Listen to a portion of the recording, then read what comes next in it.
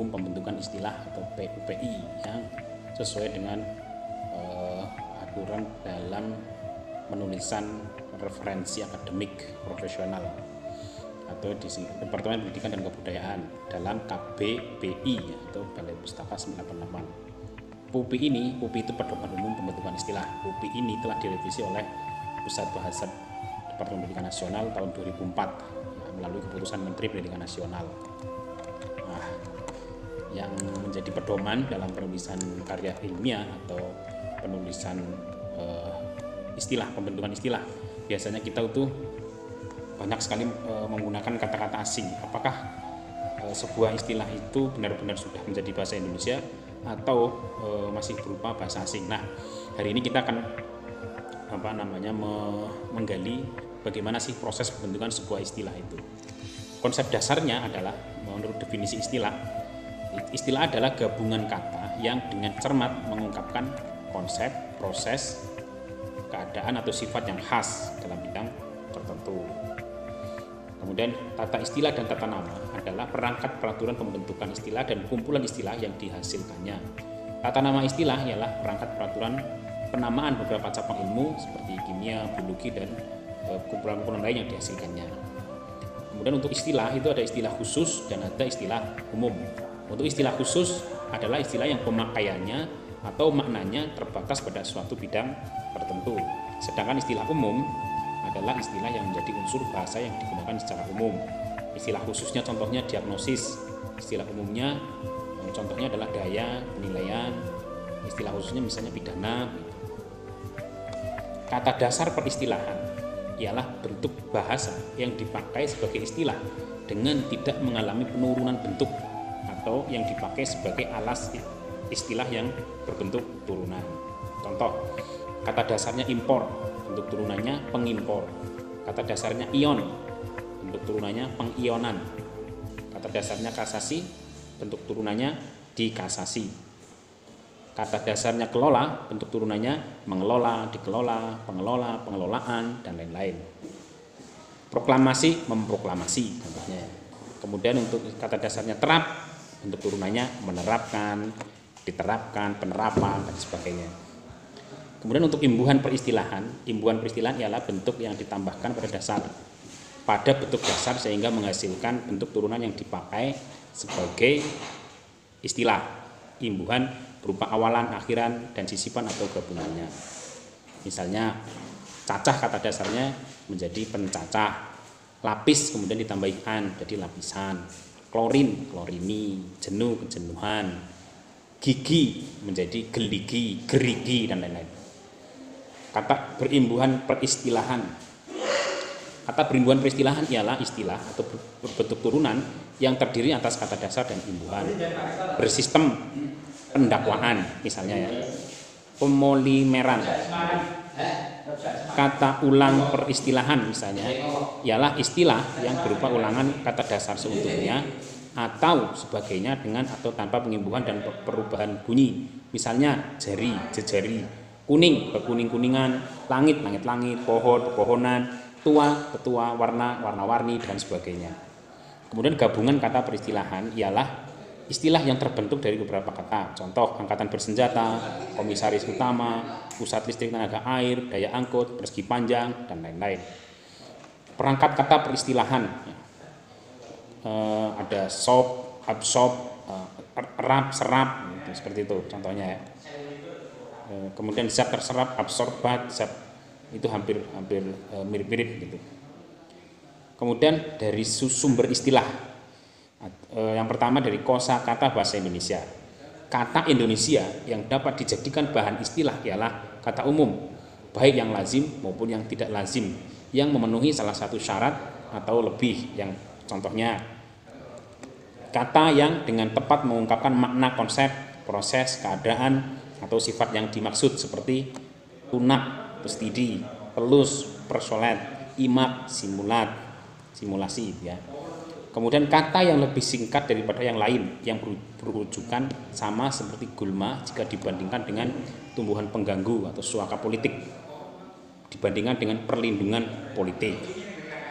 kata yang tidak bernilai rasa atau konotasi buruk dan yang sedap didengar atau eufonik seperti pramuria jika tidak dibandingkan dengan hostes, tunakarya dibandingkan dengan penganggur itu.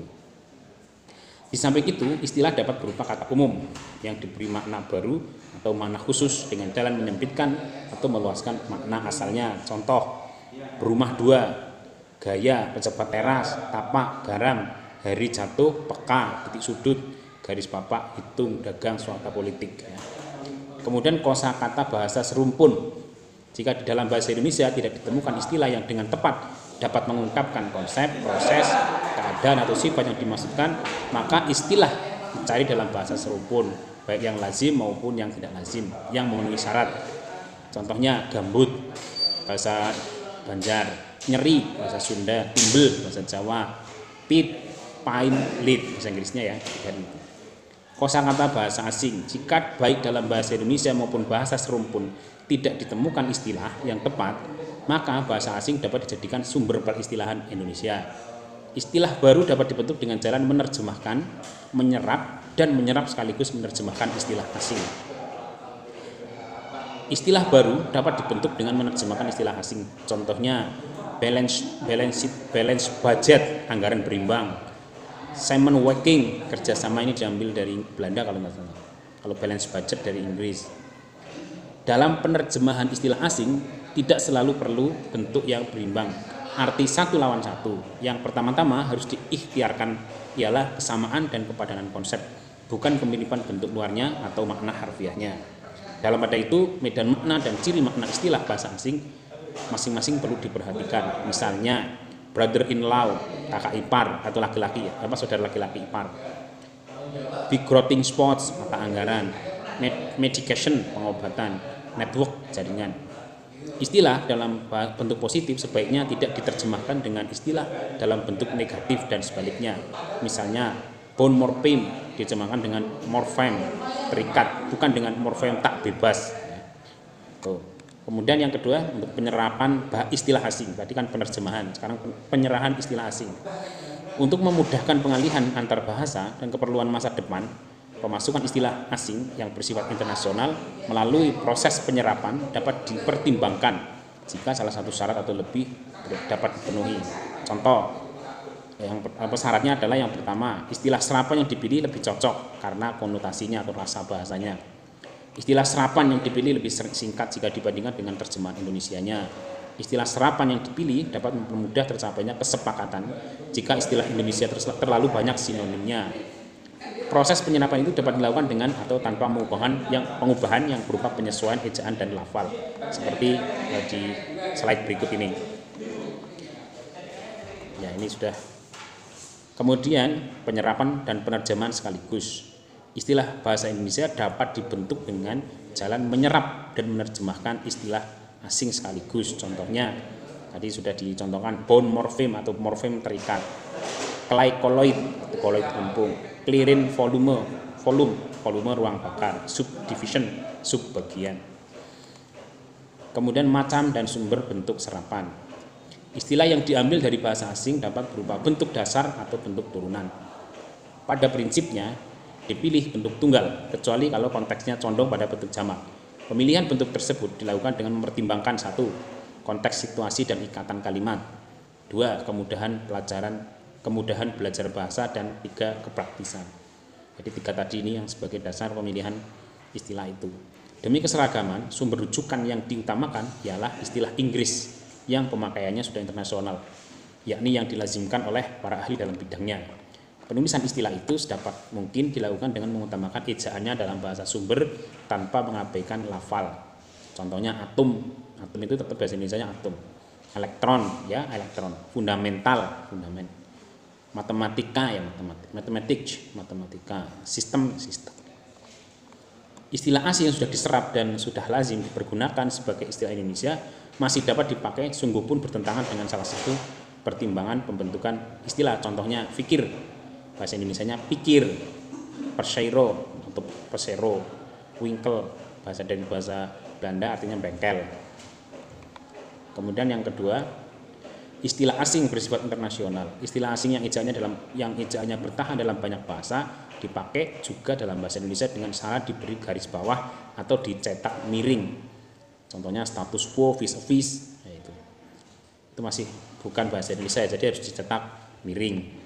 Semua istilah asing yang belum menjadi bahasa Indonesia dalam penulisan karya ilmiah harus dibuat dengan tulisan miring.